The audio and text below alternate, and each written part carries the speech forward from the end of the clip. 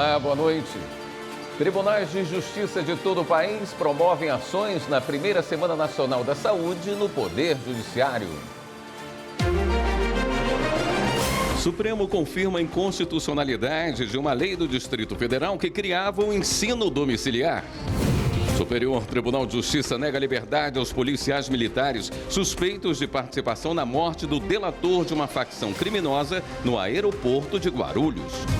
Primeira turma do STF autoriza a entrada de uma adolescente haitiana sem visto para morar com os pais no Brasil. Mais de 136 mil pessoas podem ter títulos eleitorais cancelados no Ceará por situação irregular. E ainda, a assinatura de acordo histórico deve solucionar o pagamento de indenizações a 272 vítimas da tragédia de Brumadinho. O Jornal da Justiça desta segunda-feira, 7 de abril, começa agora.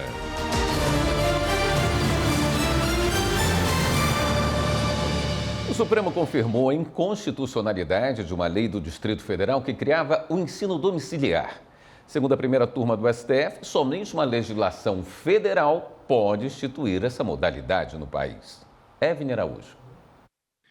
O colegiado seguiu o entendimento do relator do caso, o ministro Flávio Dino. A lei distrital já havia sido declarada inconstitucional pelo Tribunal de Justiça, o que, segundo Dino, está alinhado à jurisprudência do STF. Em 2018, a Suprema Corte estabeleceu que o ensino domiciliar só pode ser criado e regulamentado pelo Congresso Nacional por meio de lei federal. A educação domiciliar se diferencia do modelo padrão, que exige a presença física e a frequência do aluno à escola, pública ou privada, com a fiscalização do Estado. A proibição da revista íntima vexatória em presídios do país é destaque de mais uma edição do podcast Supremo na Semana. O programa destaca também a homologação parcial de um plano de redução da letalidade policial apresentado pelo Estado do Rio de Janeiro. Neste episódio do Supremo na Semana, mediado pela analista de conteúdo para redes sociais do STF, Mariana Brasil, foi destacado que o Supremo homologou parcialmente o plano do Estado do Rio de Janeiro para reduzir a letalidade policial. Esse plano integra as determinações estabelecidas na ADPF 635, conhecida como ADPF das favelas. Essa é uma ação já tramitando há algum tempo aqui no Supremo, já com várias decisões do ministro Edson Fachin, que é o relator. Ficou muito conhecida a questão das câmeras corporais nos polícias, né? Nos uniformes, né? E nos carros, a colocação de GPS para acompanhar onde eles estão e o que estão fazendo. Isso já está sendo implantado pelo Estado. A impossibilidade de uso de helicópteros, né? Só quando for realmente extremamente necessário. A impossibilidade de usar escolas e postos de saúde como pontos, né, de base para a polícia e, enfim, para as forças policiais atuarem. Então, uma série de medidas já tomadas, já vêm sendo tomadas e estão melhorando muito a situação no Rio de Janeiro. E agora, então, eles concluem o julgamento de mérito. 11 ministros participaram, conseguiram chegar em consenso em vários pontos, outros em maioria. Mas, então, assim, muito interessante porque o tema é muito delicado e vai servir de espelho para os outros estados, né, que também sofrem com problemas de letalidade da força policial. Outro tópico detalhado no episódio é a decisão que proíbe revistas íntimas vexatórias em visitantes de presídios do Brasil. O Supremo considerou ilegal qualquer procedimento que envolva a retirada de roupas ou a realização de exames invasivos que possam expor as pessoas a humilhações. No entanto, a Corte também deixou claro que, em situações excepcionais, a inspeção íntima pode ser permitida. Que situações são essas? São aquelas situações de suspeita, né? Ou até de denúncia.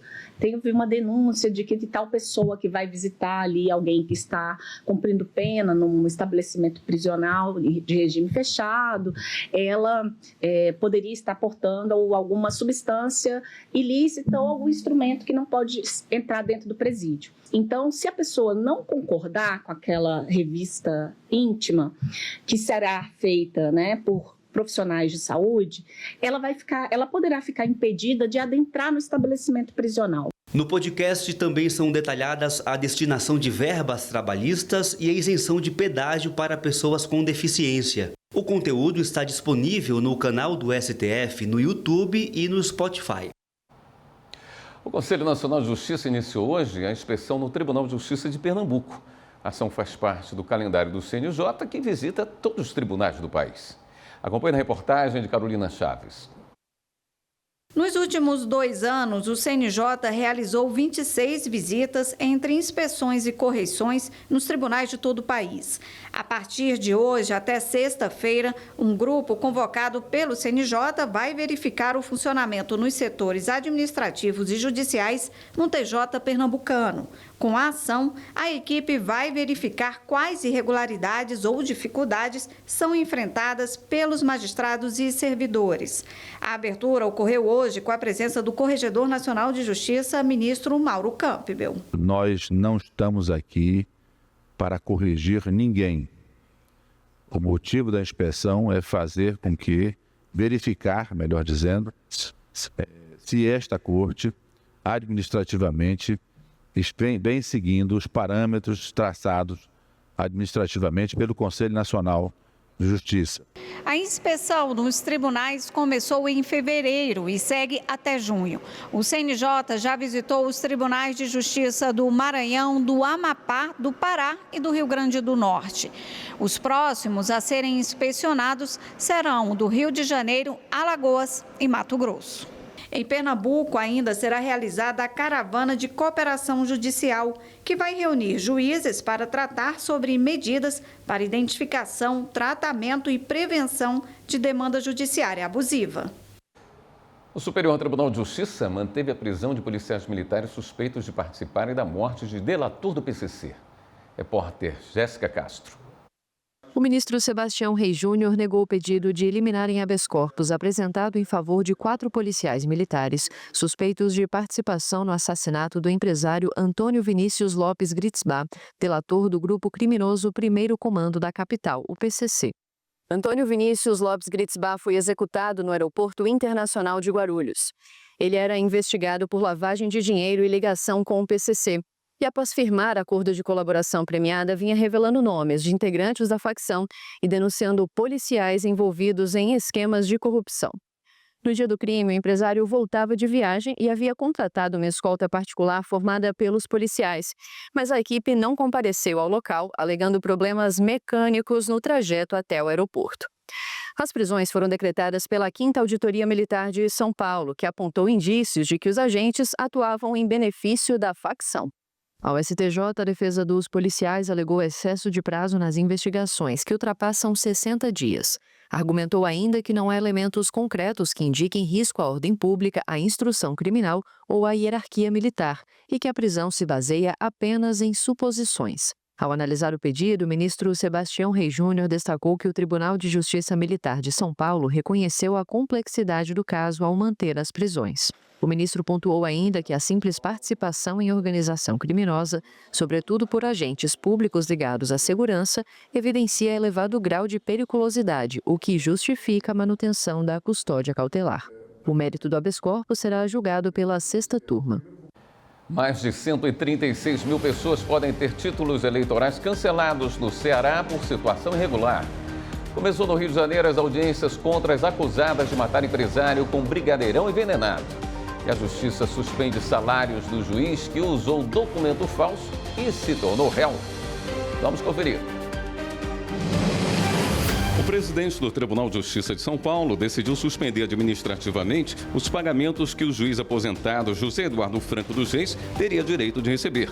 O TJSP ressalta que há questão pendente de apreciação e que o Poder Judiciário ainda não pode se pronunciar. O juiz José Eduardo Franco dos Reis foi denunciado pelo Ministério Público do Estado por uso de documento falso e falsidade ideológica. A Justiça do Rio de Janeiro começou hoje as audiências de instrução do processo contra 2 mulheres acusadas de matar um empresário, Luiz Marcelo Ormond, em maio de 2024, com um brigadeirão envenenado. Foram intimadas 11 testemunhas, sendo que 2 são policiais. Júlia Andrade Pimenta e Suiane Brechac, apontada como mentora intelectual do crime, estão presas desde o ano passado. Elas negam o homicídio. Mais de 136 mil pessoas no Ceará estão em situação eleitoral irregular e podem ter o título de eleitor cancelado. O prazo para regularizar a situação vai até o dia 19 de maio. O cancelamento do documento pode trazer uma série de consequências, como a impossibilidade de nomeação em cargo público, a não renovação de matrícula em instituições oficiais de ensino ou fiscalizadas pelo governo. A Justiça orienta que os eleitores acessem apenas os canais oficiais para consultar a situação eleitoral. O procedimento é totalmente gratuito. Hoje, 7 de abril, é o Dia Nacional de Combate ao Bullying e à Violência na Escola. No Rio Grande do Sul, o Centro Judiciário de Solução de Conflitos e Cidadania de Pelotas, o Sejusc, participou do lançamento do e-book Bullying, Caminhos para o Combate no IFSU. O evento contou com a participação do reitor do IFSU, Flávio Barbosa Nunes, da professora e idealizadora da obra, Raquel Martins Fernandes, e do juiz de direito e coordenador do Sejusc de Pelotas, Marcelo Malísia, responsável pelo prefácio do material. O e-book é o 4º volume da coletânea que trata do tema. Esta edição é dividida em 11 capítulos que trazem o resultado do projeto realizado na instituição de ensino. Depois do evento, o juiz de direito ressaltou que, entre os assuntos abordados, estão vários tipos de preconceito. O bullying consiste num conjunto de violências, de agressões que são praticadas em relação a alguma pessoa, e essas violências muitas vezes são mascaradas em forma de brincadeiras, em forma de apelidos, muitas vezes por um não incluir, por um não convidar para jogar, por um não convidar para o grupo para fazer uma atividade.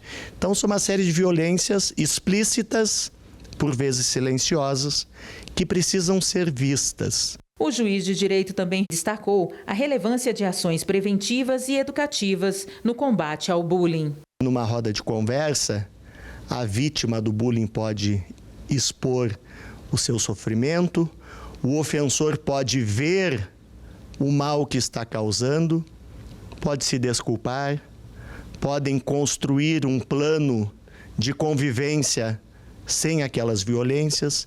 Então, um trabalho que leva paz, que leva harmonia, que leva saúde mental às pessoas. A mudança de mentalidade para uma sociedade que respeite os direitos das mulheres passa pela juventude. O projeto de Mãos Dadas do Tribunal de Justiça do Ceará leva a conscientização aos bairros da capital cearense. Confira na reportagem de Denis Barbosa. A equipe vai a comunidades e escolas como esta, no centro de Fortaleza. Nesta sala, por exemplo, a própria juíza comanda uma aula diferente para os alunos. É o projeto de Mãos Dadas. Ao encontrar Vilela, então, Camilo descobre que Rita foi morta e é também assassinada. Então, a gente tem ali um feminicídio quando Rita morre. Isso que aconteceu nesse conto de Machado de Assis, de 1869, acontece hoje em 2025. Durante uma semana, Dom Casmurro e A Cartomante de Machado de Assis, o 15 de Raquel de Queiroz e Quarto de Despejo de Carolina Maria de Jesus são analisados. A juíza utiliza a literatura brasileira para discutir a Lei Maria da Penha com os adolescentes. A gente está aqui para mostrar que o Poder Judiciário está perto. É que nós estamos próximos, nós fazemos parte e nós trabalhamos para a sociedade. Eu posso dizer que a gente trabalha com isso, a gente julga casos, né, desse tipo, a gente recebe. Então, a gente está aliando a literatura, que já é algo aqui da escola, com a sociedade lá fora. É uma questão também de civilização. No próximo bloco, a trabalhadora de São Paulo vai poder sacar o FGTS para realizar fertilização in vitro. A gente fala sobre a nova edição do acampamento Terra Livre, considerado o maior movimento indígena da América Latina. Já, já.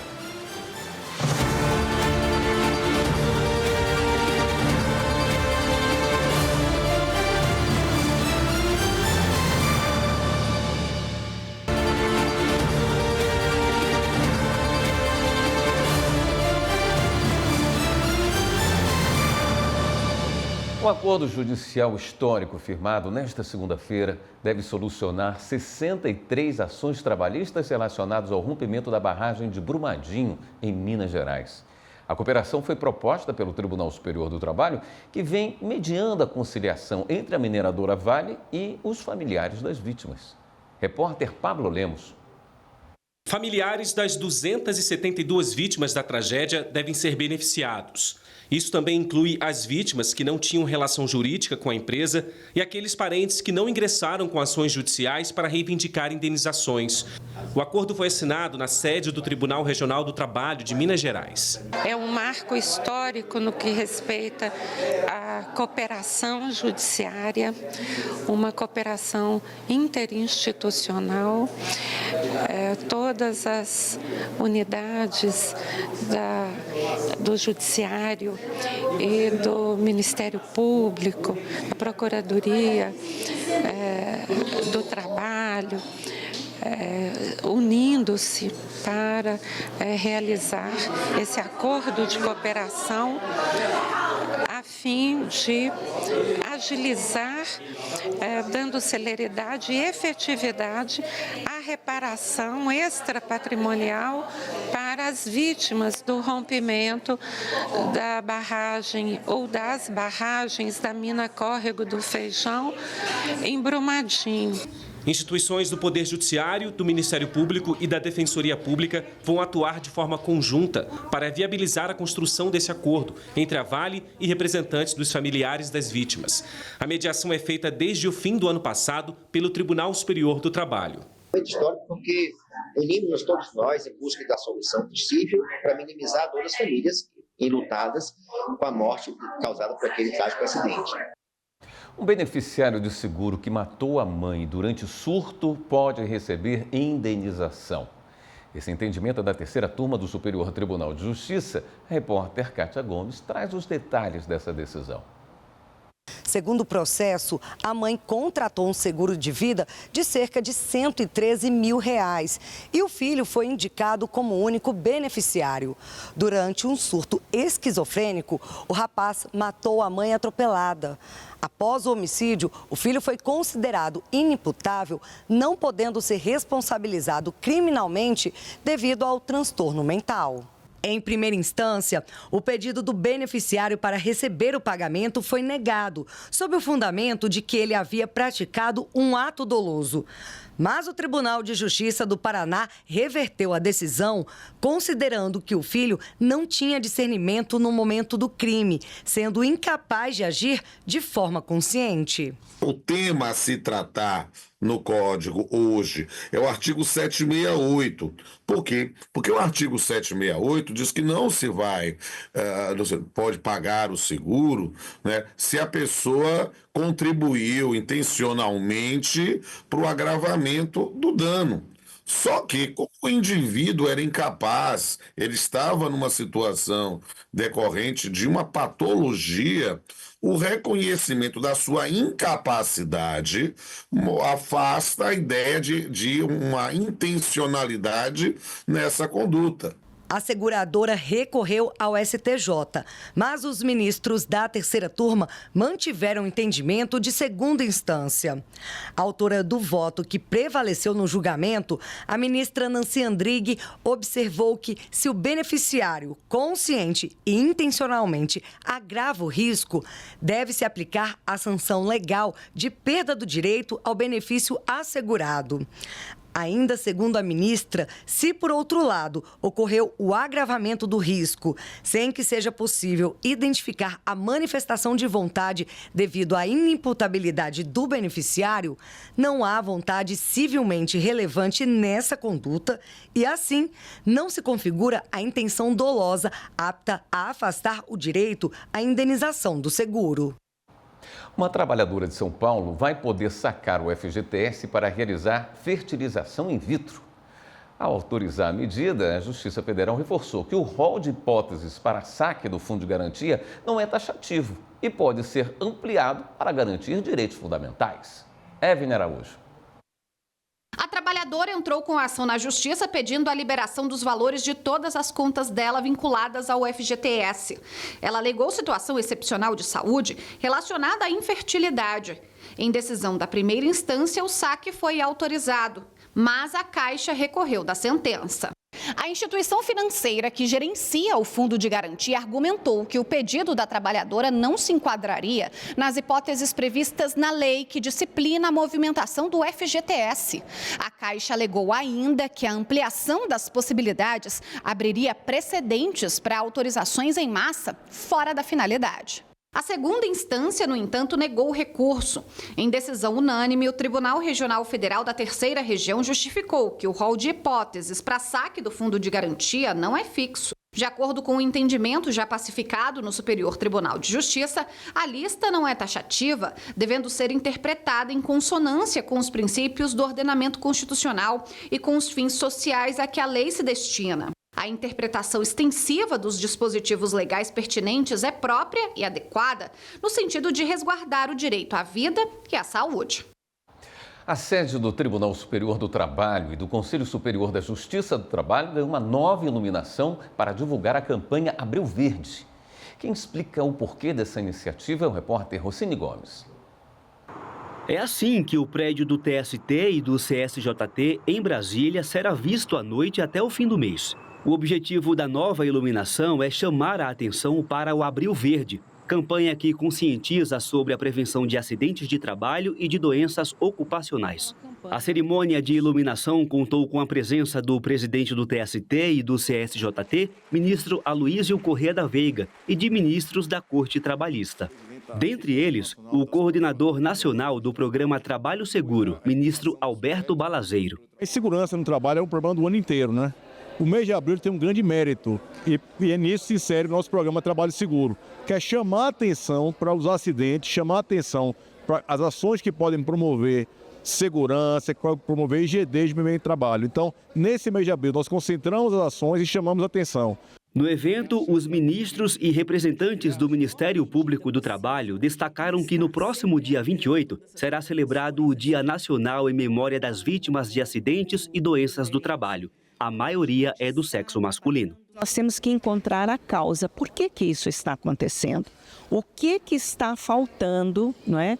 Para que a sociedade brasileira, para que o empregador brasileiro, para que os sindicatos profissionais e patronais revertam essas estatísticas e não pensar que, digamos assim, o instrumento, aquele que provoca o acontecimento, o acidente de trabalho, por exemplo, são homens de 29 a 40 anos, compreende? É a gente sempre revelar a verdadeira natureza dessa condição de saúde física e mental. O Brasil registra uma média diária de 2.007 casos de acidentes e de doenças do trabalho entre segurados do INSS, o Instituto Nacional do Seguro Social. O número é referente a 2023 e foi divulgado no Anuário Estatístico de Acidentes do Trabalho do Governo Federal no fim do ano passado. Ao todo, foram 732 mil casos. Desse total, 2.700 trabalhadores morreram e outros 6.300 sofreram incapacitações permanentes. E de 2021 a 2023, os casos aumentaram 26%. O estudo do acidente de trabalho revela que, normalmente, quase em 100% dos casos ele é evitável. Então, por ser evitável, ou seja, de preservar vidas, é que nós temos que ter esse tipo de ação. E é papel da Justiça do Trabalho se inserir nas instituições que combatem o acidente de trabalho. Nosso objetivo, efetivamente, é que nós sonhamos com isso, um mundo com mais segurança no trabalho e que trabalho seja meio de vida, jamais meio de morte. Não importa o setor econômico, não importa o setor da indústria, o setor da construção, qualquer setor econômico tem condições de dar a trabalhadores e trabalhadoras condições para que reajam, né, em coletivamente, às más condições de trabalho. Começou nesta segunda-feira em Brasília a 21ª edição do acampamento Terra Livre, considerado o maior movimento indígena da América Latina. Pela primeira vez, o Ministério Público Federal montou uma tenda fixa para acompanhar a iniciativa. Repórter Márcio Fontinelli. Delegações indígenas de 5 regiões do Brasil e de outros países se uniram no Eixo Cultural Ibero-Americano, em Brasília, para a 21ª edição do ATL, Acampamento Terra Livre.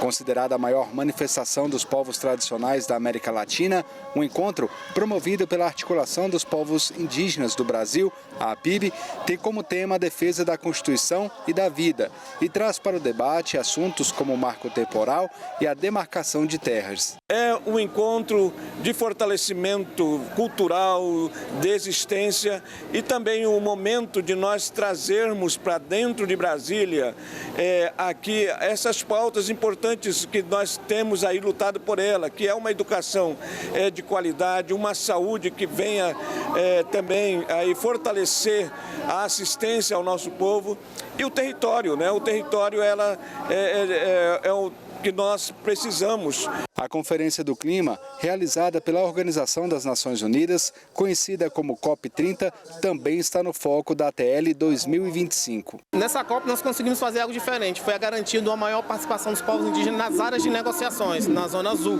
Então nós estamos chegando já com a delegação de aproximadamente 1.000 indígenas, já vão ser credenciados para poder estar dentro das áreas de negociações. Nesta edição, pela primeira vez, o Ministério Público Federal montou uma tenda fixa no evento. Aqui, os participantes da ATL 2025 poderão apresentar denúncias e acompanhar processos judiciais. Mais de 8.000 manifestantes são esperados no acampamento Terra Livre 2025, que também homenageia os 20 anos da Articulação dos Povos Indígenas do Brasil, a APIB, que representa as 7 maiores organizações indígenas do país. Nós precisamos, mais do que nunca, mostrar a nossa existência, mostrar a nossa presença, né? Então é isto, né? Sempre lutando para que essas pautas elas estejam presentes no dia a dia do Senado, do Congresso, do Supremo. Em Cuiabá, a cerimônia de abertura do TJMT Inclusivo, Capacitação em Autismo, reuniu magistrados e servidores do Tribunal de Justiça. O evento contou com palestras e painéis com especialistas na área. Veja a reportagem de Fernanda Fernandes. Um judiciário mato-grossense mais inclusivo e consciente sobre os direitos e necessidades das pessoas neurodivergentes. Esse é o objetivo do evento TJMT Inclusivo, Capacitação e Conscientização em Autismo, que reuniu na abertura em Cuiabá magistrados e servidores do Tribunal de Justiça, profissionais da educação e saúde da capital e outras autoridades. Não se espera mais de um juiz, só a jurisdição perante o processo. O juiz tem que ser proativo, ele tem que participar daquilo que é melhor para a sociedade, principalmente na criação de políticas públicas, tal qual essa e esse evento que tem por objetivo a inclusão de excluídos da sociedade. O tribunal sempre está preocupado com a inclusão, né? Até incentivado pelo próprio Conselho Nacional de Justiça. Esse evento é um evento que é prova disso, é um evento que nessas 3 etapas é muito bem aceito pela comunidade, né? Toda uma participação muito alta, muito grande. Na programação da manhã, palestras e painéis com especialistas que fizeram abordagens diferentes e também com quem vivencia essa realidade e quis compartilhá-la. A ideia foi proporcionar um amplo debate sobre o tema, despertando um olhar mais empático e de respeito às diferenças. Essa é a terceira etapa do evento, que também foi realizado no final do mês de março nas comarcas de Sinop e Sorriso. Só que aqui, em Cuiabá, durante a abertura, o Poder Judiciário de Mato Grosso e a Prefeitura assinaram um protocolo de intenções para a criação de um centro de referência. Os representantes das duas instituições ressaltaram a importância dessa união de esforços para assegurar inclusão e melhor qualidade de vida para as pessoas com transtorno do espectro autista. Esse centro de referência de autista, ele vai capacitar a fazer atendimento das pessoas com transtorno do espectro autista, pessoas carentes, né? Nós estamos buscando todas as parcerias possíveis e o Tribunal de Justiça também, para a gente implementar as melhores medidas para o cuidado das pessoas autistas, seja as crianças, seja os adultos, seja aqueles que precisam de uma atenção independente do nível de suporte, aqueles ainda que precisam desenvolver o encontro do laudo, que muita gente ainda não consegue, as cuidadoras, a capacitação, a formação. Então tem muita coisa para a gente fazer. A seguir, primeira turma do STF autoriza a entrada de uma adolescente haitiana sem visto para morar com os pais no Brasil. E tribunais de justiça de todo o país promovem ações na primeira Semana Nacional da Saúde no Poder Judiciário. Voltamos em instantes.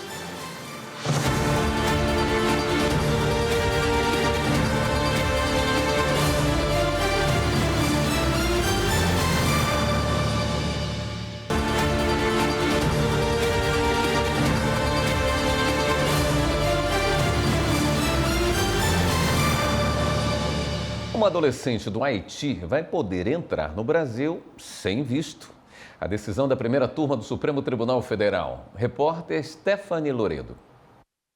A família dela já morava aqui no país há algum tempo, mas a menina estava presa em um impasse. De um lado, a Polícia Federal dizia que ela não poderia entrar no país sem o visto e que deveria procurar a Embaixada do Brasil no Haiti. Do outro, era 2021, época da pandemia, e a embaixada estava fechada. O documento não saía. Por isso, o Supremo Tribunal Federal entendeu que nessas situações a reunião da família é um direito e que a Justiça pode intervir quando o poder público não funciona ou demora. E para a maioria dos ministros do Supremo Tribunal Federal, essa é uma situação humanitária. O Brasil tem o compromisso internacional de proteger as crianças em situação de risco. Agora ela vai poder se juntar à família e recomeçar a vida por aqui. A judicialização da saúde se tornou um dos maiores desafios da justiça no Brasil. O Poder Judiciário recebeu mais de 160 propostas que podem auxiliar decisões judiciais sobre o fornecimento de medicamentos de alto custo pelo Estado brasileiro. As informações vão ser analisadas pelo Fórum Nacional do Judiciário para a Saúde, o FONAJUS, idealizado pelo ministro Gilmar Mendes. O resultado vai ser discutido este mês em um evento no Conselho Nacional de Justiça. Mais informações com o repórter Pablo Lemos. O Conselho Nacional de Justiça vai promover a 7ª Jornada de Direito da Saúde nos dias 24 e 25 de abril, promovido pelo Fórum Nacional do Judiciário para a Saúde, o FONAJUS. O evento vai discutir as 166 propostas que podem auxiliar na interpretação dos critérios para o fornecimento de medicamentos de alto custo pelo Estado brasileiro. Esse entendimento foi firmado em julgamento sobre o tema no Supremo Tribunal Federal, que ainda estabeleceu que todas as decisões judiciais nesse sentido devem estar amparadas por notas técnicas. O FONAJUS criou comissões de trabalho que vão analisar e discutir as sugestões a serem apresentadas na próxima Jornada de Direito da Saúde. Os comitês vão ser divididos entre saúde pública e privada e são formados por 54 magistrados, que vão votar as propostas ao fim do evento. A transmissão online vai ser pelo canal do CNJ no YouTube. As inscrições podem ser feitas no site do Conselho. A judicialização da saúde se tornou um dos maiores desafios da justiça brasileira. Até fevereiro de 2025, o Judiciário recebeu quase 92 mil novos processos relacionados ao tema, segundo dados do CNJ. Em 2024, o número de processos desse tipo aumentou cerca de 14% em relação a 2023, chegando a mais de 660 mil novos casos. A Maria Lídice é uma dessas pessoas que recorreram à Justiça. Ela sofre de fibrose pulmonar. O medicamento para tratar a doença rara e que não tem cura custa R$ 16 mil e não está disponível no SUS nem no rol de remédios previstos pela Agência Nacional de Saúde Suplementar. Quem é que tem hoje em dia R$ 16 mil para comprar um medicamento? Mensal, é por mês, né? Então é aquilo, tem que judicializar, tem que ir atrás desse trâmite todo, que é um desgaste, né? Complicado, né? Começou nesta segunda-feira a primeira edição da Semana Nacional da Saúde, coordenada pelo Conselho Nacional de Justiça, em parceria com o Ministério da Saúde e Tribunais de Justiça. A abertura oficial foi na Ilha do Bananal, no Tocantins, onde o foco é a saúde das mulheres indígenas. Quem acompanhou foi o repórter Adenauer Cunha, que fala ao vivo com a gente. Boa noite, Adenauer. Boa noite, William. Muito obrigado. Um prazer falar com você e com todo o público, os telespectadores da TV Justiça. Eu falo aqui direto da frente do Fórum da Comarca de Formoso do Araguaia. Esse local aqui, o Fórum, foi palco hoje de diversas reuniões, tratativas entre o sistema de justiça, inclusive com a presença do ministro do STF, Dias Toffoli, e também lideranças indígenas. Pela manhã, o ministro ouviu essas demandas e agora há pouco acabou de acabar uma reunião coordenada pela conselheira Daiane Nogueira de Lima, supervisora do Fonajus. Nessa reunião eles trataram de alguns assuntos importantes relacionados sempre à saúde indígena, claro, e principalmente a questão do saneamento nas aldeias, que tem sido um grande entrave. Hoje o ministro fez a abertura oficial na escola pública aqui de Formoso, onde os atendimentos da Semana Nacional da Saúde estão acontecendo. Nós acompanhamos a solenidade e vamos conferir agora no VT. As salas de aula desta escola pública se tornaram consultórios médicos. Os indígenas moradores da Ilha do Bananal chegaram cedo para garantir atendimento logo no primeiro dia da Semana Nacional da Saúde. É muito importante, para valorizar também a nossa cultura, para eles ouvirem também. Nesta parte aqui, logo no pátio do colégio, é feita a triagem para qualquer atendimento. São oferecidas mais de 7 especialidades médicas gratuitas, com foco na saúde da mulher indígena, o grupo mais vulnerável. A Kailane saiu da triagem com o braço cheio de pulseiras, cada uma para um atendimento. Oftalmologista, odontologia, registro civil e odontologia. Aproveitou para fazer tudo que tem direito? Claro. É uma oportunidade importante para vocês? Sim. As ações da Semana Nacional da Saúde são em todo o país, em uma parceria com o Ministério da Saúde e tribunais de justiça dos estados. A abertura oficial teve a participação do ministro do Supremo Tribunal Federal, Dias Toffoli, que destacou a importância de reunir órgãos de todos os poderes para discutir a saúde indígena e evitar demandas judiciais. Ele foi recepcionado com comidas tradicionais, dança cerimonial e recebeu um cocar. Para dar coragem para vocês. E aí, bravo.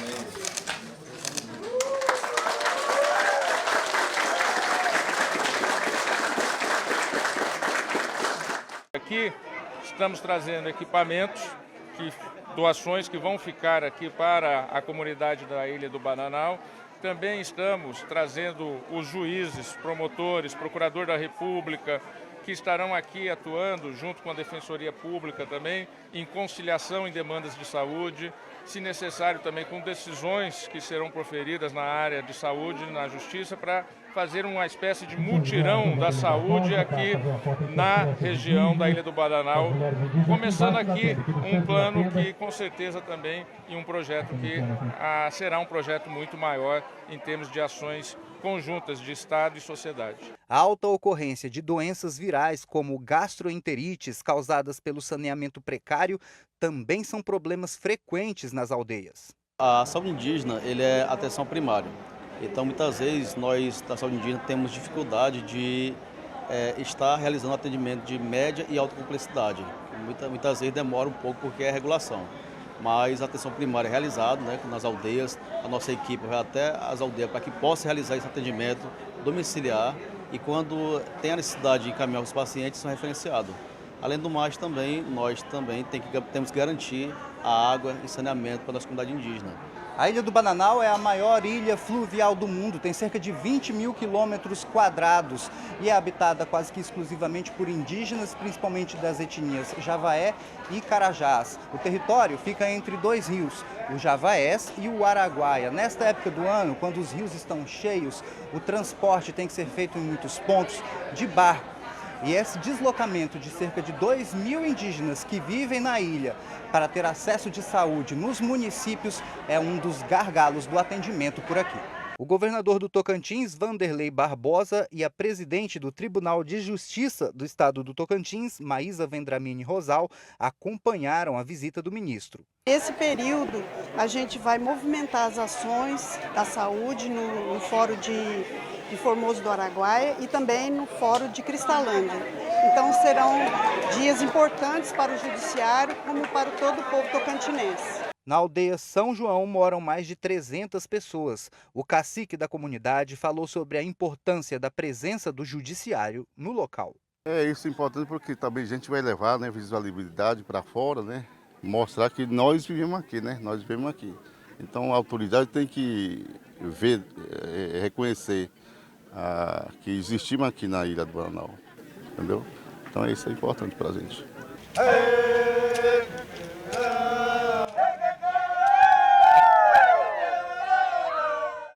Agora vamos ver como estão os trabalhos em Alagoas. As informações com o repórter André Risco. A ação vai oferecer atendimento médico para aproximadamente 250 pessoas em situação de rua que são acolhidas aqui na Casa de Ranquines, localizada no centro de Maceió. O maior mal é a falta de informação e os medos que as pessoas têm de procurar realmente os médicos, procurar melhor a sua saúde. Então, nesse formato, permite até aqueles que são mais receosos buscarem um teste rápido, buscarem a sua vacinação, ter a oportunidade também de tirar algumas dúvidas sobre a sua própria saúde. Nós começaremos por aqui, levando vários serviços médicos, atendimentos especializados para pessoas em situação de rua, pessoas em situação de invisibilidade. Além disso, teremos também um atendimento médico especializado para a comunidade quilombola de Santa Luzia do Norte. E, sobretudo, realizaremos um mutirão de conciliação e julgamento no âmbito da Justiça Federal, envolvendo matérias, envolvendo o direito à saúde. Dentre os atendimentos, foram oferecidos testes rápidos de sangue, verificação de pressão, além de vacinação e fisioterapia. O José Lucas aproveitou a oportunidade para atualizar as vacinas. Hoje ele tomou as de hepatite B, influenza e antitetânica. É bom, né? Pra ter a oportunidade de tomar vacina, porque do jeito que tá, né? Aí eu aproveitei e vim tomar uma injeção para melhorar, né? Já a Sidneide aproveitou para fazer um teste de glicose. Estamos aproveitando porque é difícil, né? Essa oportunidade que estão dando para a gente aqui dentro. O médico do TJ, Georges Basile, diretor do Núcleo de Apoio Técnico do Poder Judiciário Estadual, destacou a importância das instituições estarem unidas em prol da saúde das populações mais vulneráveis. Não é um trabalho só médico, é um trabalho de assistente social, é um trabalho de dentistas, enfim, que envolve saúde no seu mais amplo conceito. O que a gente está fazendo é uma pequena parte para poder ajudar essas pessoas a se sentirem mais incluídas. Esta edição do Jornal da Justiça fica por aqui. Uma boa noite, um excelente início de semana para você.